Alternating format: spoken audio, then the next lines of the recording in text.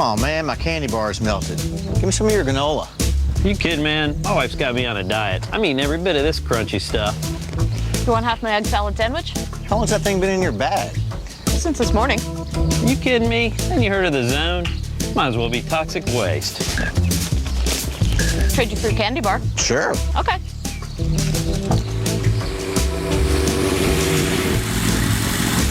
Greetings, fellow snackers. Try this. Beef jerky. Haven't had that since I was a scout. That smells delicious. Is it fattening? Oh, not to worry. Each piece is practically carb-free. What's in it then? Fat? Oh, I hope it's not saturated. Who cares? Can I have some more? Sure, help yourself. I've got plenty. And don't worry, there are fewer than 2 grams of fat in each serving. What you got here, kids, is the perfect marriage of protein, flavor, and good old-fashioned chewiness. And it's naturally preserved. You know, American frontiersmen used to live on this stuff for months at a time. Properly packaged, jerky will keep for years without refrigeration. Who was that mysterious rider? We'll probably never know. Well, that's a shame, because this jerky sure is.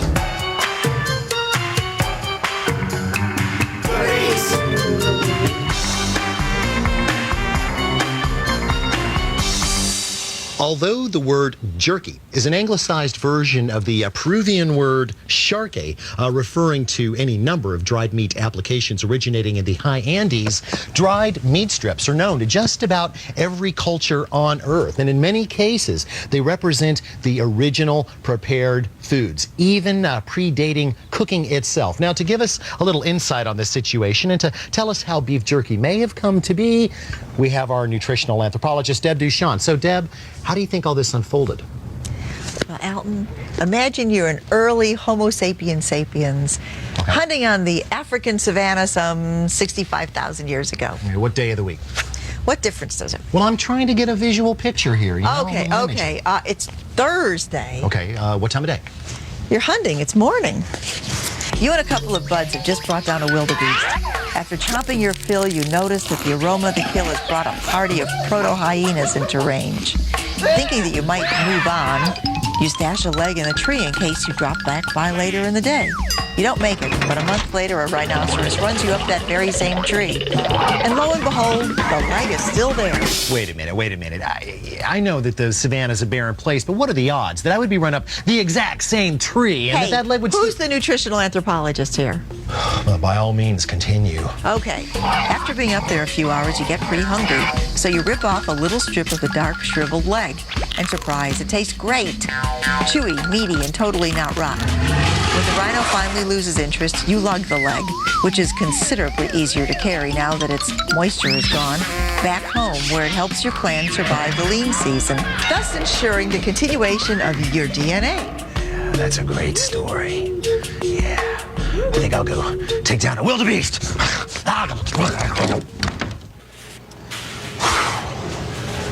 Bad news, kids. No wildebeest. That means we're going to have to turn to the next of hoof. Bos taurus or Bos indicus, otherwise known as the American beef critter. The question, of course, which cut? Well, Bob, Alton, we've got 3 choices. do tell. Behind window number 1, we've got a luscious and lovely New York strip steak. Very nice. Behind window number 2, a juicy bottom round roast. A real hunger stumper, if you get my drift. I believe I do. And window number 3? Well, behind window number 3, the cut for all seasons. The meaty, the flamboyant, but flat flank steak. Wow, I'm gonna have to think this over. You've got 10 seconds. Okay, let's review what we know. We know that strip steaks, good piece of meat, cut from the short loin, and they're cut across the grain. That means that when dried, jerky made from such a piece of meat would look like this and would kind of crumble like that. Not exactly what I had in mind. Now, the bottom round, very tempting. There's some very large muscle groups, nice long muscle fibers, but the problem is they're hard to get to. A lot of home butchery involved, and you know, I've never been that impressed with the flavor of bottom round. Now that leaves us with the flank steak, which with its flat shape and long, lean musculature is bang on perfect for this kind of application. So I am going to take the flank steak.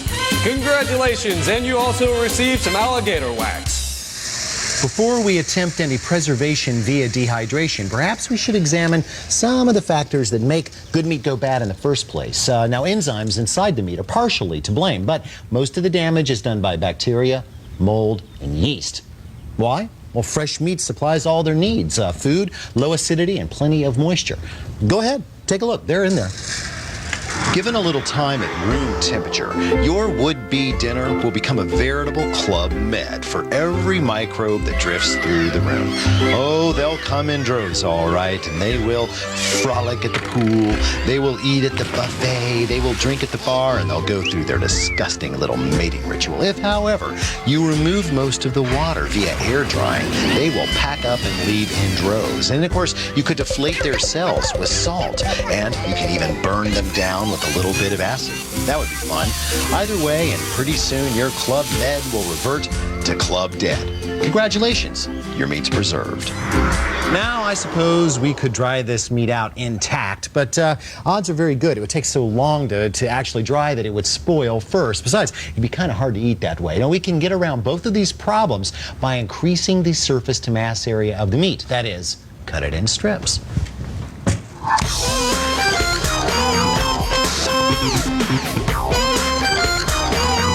The goal here is to cut this into very narrow strips, following the grain of the meat. Now, the grain is pretty easy to see in flank steak, but this job is still a challenge because the slab is, well, it's a little bit on the floppy side. The answer? Either wrap this in plastic or put it in a zip-top bag and stash it in the freezer until it is almost, but not quite, solid. Actually, you could wrap it and freeze it solid and then partially thaw it before you cut it up. Now, yes, I realize that freezing meat in a home freezer is a slow process, producing large ice crystals in the meat, which may in turn puncture cell walls, which would then weep moisture upon thawing. Now, this inevitably results in drier cooked meat, but if the meat's going to be dried out anyway, why freak out over a few perforated cell walls? Now, contemplating knives, I like to go with either a chef's knife or a Santoku-style knife as opposed to a slicer. A long blade will probably get too much drag, so I like to work just with a tip. Just look for the line of the grain and start cutting. Don't worry about the fact that some of them are going to be a little shorter than others. In the end, we're looking for pieces that are, well, basically kind of the size and shape of a small piece of bacon. There. Now, we could just take this giant bouquet of flavor and slap it on I don't know, a fence post someplace and dry it. But if we bring a little marinade to the party, well, everything will change. Notice that I said marinade instead of brine. Now, a brine is nothing more than salt water, and it's got a good bit of preservative power, but we can make it an even more potent potion if we add an acidic ingredient. And to me, a marinade is basically a salty, acidic liquid. Now, we will get our salt and our acid from two off-the-shelf sauces, namely 2/3 of a cup of soy sauce and 2/3 of a cup of Worcestershire sauce. Now, you Worcestershire lovers might want to know that Worcestershire is based on an ancient Roman sauce called garum, which is made from vinegar, grape must, and fermented fish entrails. Yum. Now, that's a good bit of salt, and we could potentially over-cure this meat so that it would become brittle when dry. So we're going to add a little bit of a hygroscopic ingredient, sugar, in the form of honey, 1 tablespoon's worth to keep it from drying out too much. Additional flavor will come from 2 teaspoons of black pepper, freshly ground, please, 2 teaspoons of onion powder, which I like to use in marinades, 1 teaspoon of red pepper flake, and last but not least, 1 teaspoon of liquid smoke, which is pretty interesting stuff. As a matter of fact, I like making my own. All you have to do is build yourself a still. Break out a grill, a smoker, or an outdoor fireplace, anything that has a chimney on it, and extend that chimney with a piece of heat ventilation pipe from the hardware store. That's going to allow the smoke to cool off so that it will be easier to gather. Now, I just use a little collar of foil at the bottom so it'll seat, and I put another piece of foil up at the top, and atop that with a bunt pan, perfect for liquid smoke collection.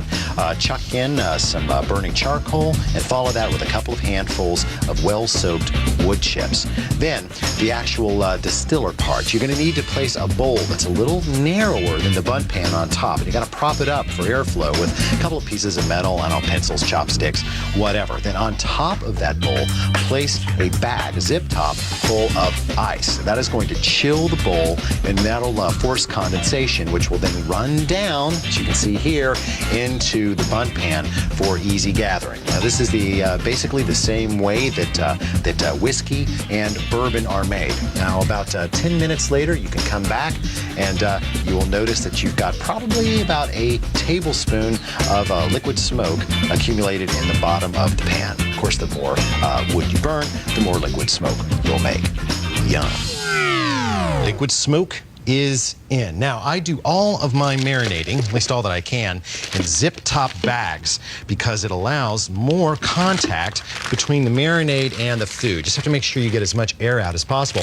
I also like it because you can mix like this, which is kind of fun. In fact, if you've got small kids around the house, excellent job for them.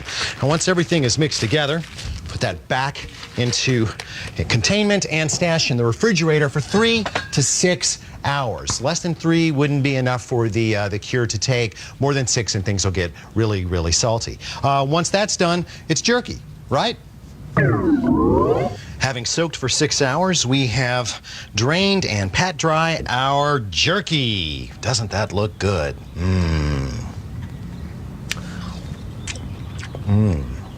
Delicious. A little bit smoky, a little bit hot, you know, but not too much. Got the Worcestershire and the soy in there, very, very meaty. But you know what? Something seems to be missing in our texture because I would say this is more floppy than jerky. Nope, it appears that we're going to have to apply some mechanical climatology.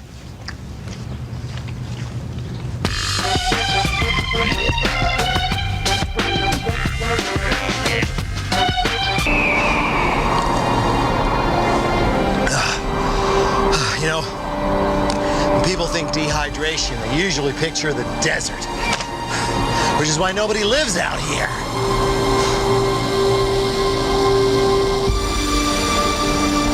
Let's see if somebody's home.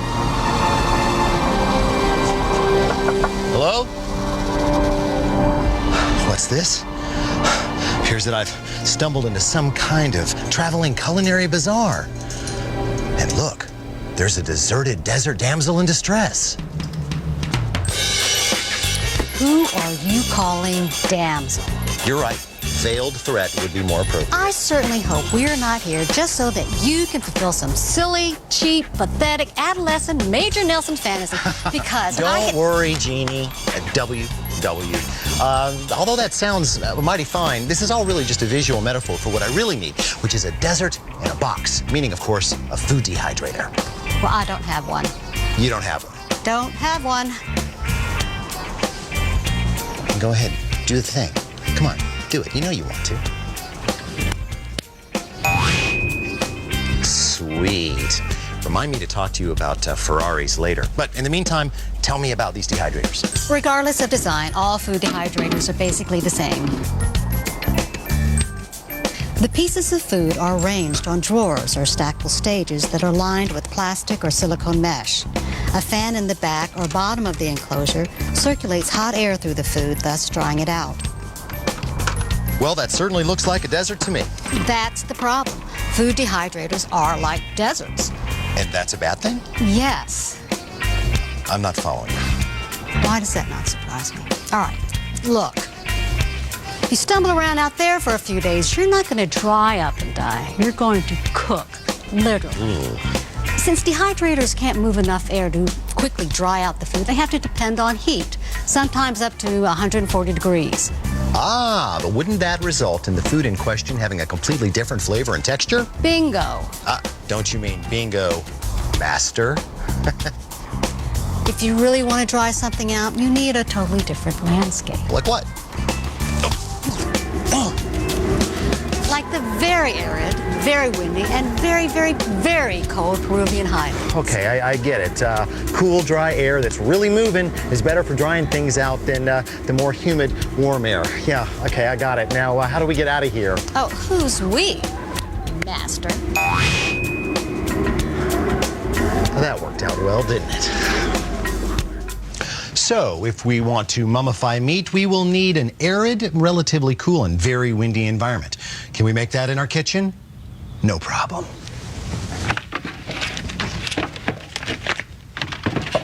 Simply lay out your strips of drained and dried meat on top of the ridges of standard home furnace filters, available at your local friendly hardware store for, I don't know, something like 99 cents. Then break out your Blowhard 4000.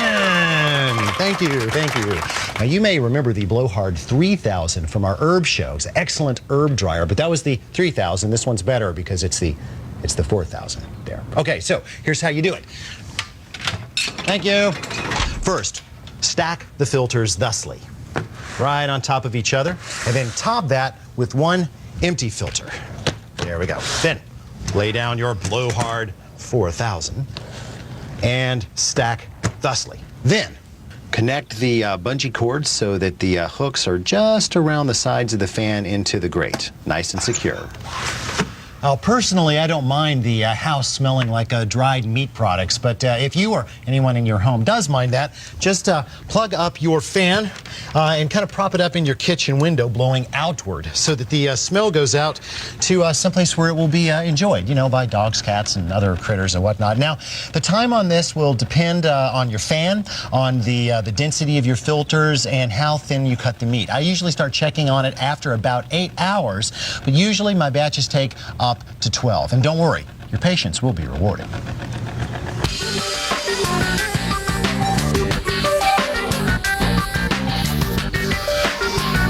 Now, the only downside to this method is that you're not going to want to use these furnace filters in your furnace. I probably didn't have to say that. Now, I realize this jerky is not very attractive, but believe me, this is the best stuff you will ever lock jaws on. As for storage, well, I would avoid zip-top bags. These things have a tendency to hold moist air right up against the surface of the meat. That'll partially rehydrate it, and it'll be pushing up mold within a month. If, however, you use something nice and open, plenty of room and air in it, well, this stuff will keep for about 40 years.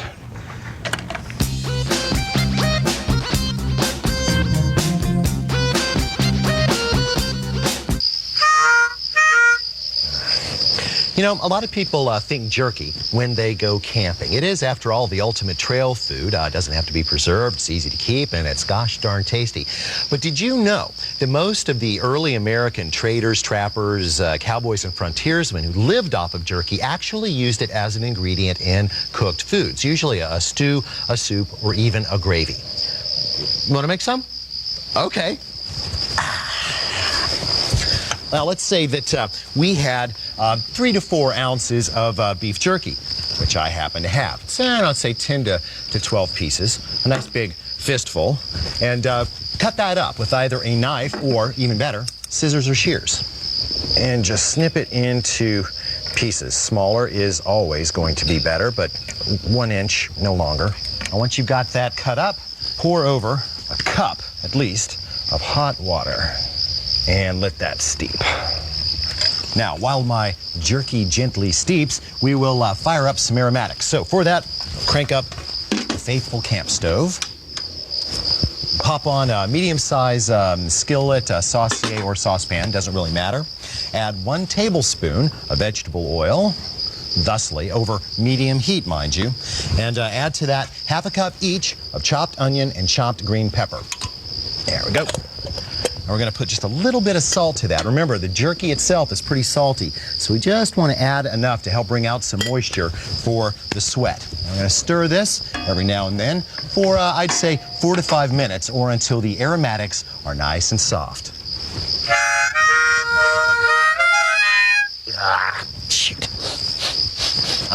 Now, at this point in the cooking process, you may start attracting bears or other predators. Everything looks okay. Time to add some garlic. 2 cloves, either well smashed or minced. There we go. Let that cook for another couple of minutes. Okay, time to add the rest of the ingredients. First, the jerky and all of the soaking water goes in. a 14.5-ounce can or carton of chopped tomatoes, and a 1/4 cup of heavy cream. Yes, even in the wilderness, there is heavy cream. Just give that a stir and increase the heat so that we can bring that to a boil. Then we'll reduce it to a simmer. Oh, this would also be a very good time to add some additional flavorants. And I always travel with a little dried parsley. Just a teaspoon to 2 teaspoons will do nicely. There we go. My. Would you just look at that meaty lava flow of love.